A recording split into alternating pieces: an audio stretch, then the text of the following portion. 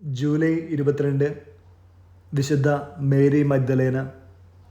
നമ്മുടെ കർത്താവിൻ്റെ പീഡാനുഭവത്തിലും പുനരുത്ഥാന രംഗത്തും പ്രത്യക്ഷപ്പെടുന്ന മേരി മഗ്ദലേനയും 7 പിശാചുകൾ പുറത്താക്കപ്പെട്ട മേരിയും ബെഥനിയിലെ ലാസറിൻ്റെ സഹോദരി മേരിയും ശെമയോൻ്റെ വിരുന്നിൻ്റെ നേരത്ത് ഈശോയുടെ പാദത്തിൽ വീണ അജ്ഞാതനാമാവായ പാപിനിയും ഒന്നാണെന്നും രണ്ടാണെന്നും മൂന്നാണെന്നുമൊക്കെ അഭിപ്രായമുണ്ട്.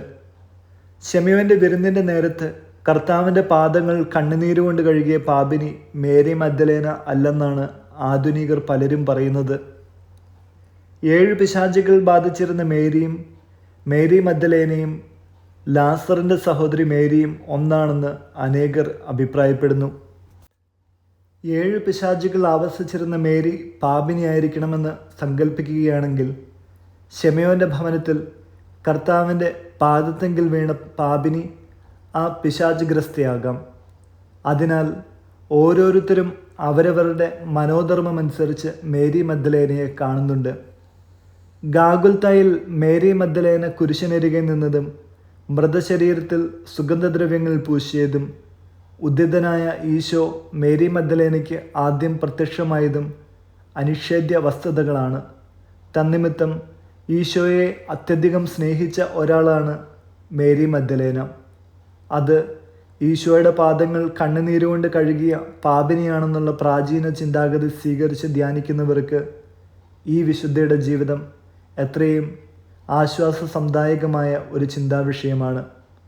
ധ്യാനിക്കുന്നവർക്ക് വിശുദ്ധ ലൂക്കായുടെ സുവിശേഷം 7-ാം അധ്യായം 37-ാം വാക്യം, വിശുദ്ധ മത്തായിയുടെ സുവിശേഷം 26-ാം അധ്യായം 7-ാം വാക്യം, വിശുദ്ധ യോഹന്നാൻ്റെ സുവിശേഷം 12-ാം അധ്യായത്തിൻ്റെ 1 മുതൽ 8 വരെയുള്ള വാക്യങ്ങൾ, 19-ാം അധ്യായത്തിൻ്റെ 25-ാം വാക്യം, 20-ാം അധ്യായത്തിൻ്റെ 1 തൊട്ട് 18 വരെയുള്ള വാക്യങ്ങളാണ് ധ്യാനാത്മകമായത്. Mary Magdalene എഫേസൂസിൽ മരിച്ചുവെന്ന് ഒരഭിപ്രായമുണ്ട്. ഫ്രാൻസിൽ പ്രോവൻസ് എന്ന ഡിസ്ട്രിക്റ്റിൽ ലാസറും സഹോദരിയുമൊപ്പം ജീവിച്ച് മരിച്ചുവെന്നും പറയുന്നുണ്ട്. മേരി മഗ്ദലേനയുടെ തിരുനാൾ ക്രിസ്തുവിൻ്റെ അപ്പസ്തോലന്മാരുടെ തിരുനാളിൻ്റെ പദവിയിലേക്ക് ഫ്രാൻസിസ് മാർപ്പാപ്പ ഉയർത്തി. അപ്പസ്തോലന്മാരുടെ അപ്പസ്തോല എന്ന് വിശുദ്ധയ്ക്ക് തോമസ് അക്വിനാസ് നൽകിയ വിശേഷണം മാർപ്പാപ്പ ആവർത്തിച്ചു.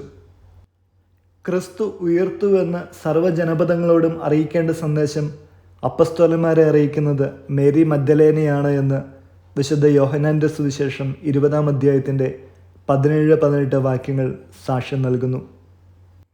വചനം 2 കൊറിന്തോസ് 12-ാം അധ്യായം 9-ാം വാക്യം, നിനക്ക് എൻ്റെ കൃപ മതി, എന്തെന്നാൽ ബലഹീനതയിലാണ് എൻ്റെ ശക്തി പൂർണ്ണമായി പ്രകടമാകുന്നത്.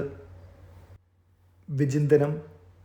വിശുദ്ധ അൽഫോൺസ് ലിഗോരിയുടെ വാക്കുകൾ ഇപ്രകാരമാണ്: മേരി മഗ്ദലേന അനുതാപത്തിൻ്റെയും സമുന്നത ധ്യാന പ്രാർത്ഥനയുടെ അഥവാ പ്രണിധാനത്തിൻ്റെയും മാതൃകയാണ്. നിങ്ങൾ ഏതെങ്കിലും ഒരു പാപം ചെയ്യുമ്പോൾ ഉടനടി അനുതപിക്കുക. മേലിൽ പാപം ചെയ്യുകയില്ലെന്ന് പ്രതിജ്ഞ ചെയ്യുക. പാപം വലുതാണെങ്കിൽ ഉടനെ കുമ്പസാരിക്കുക.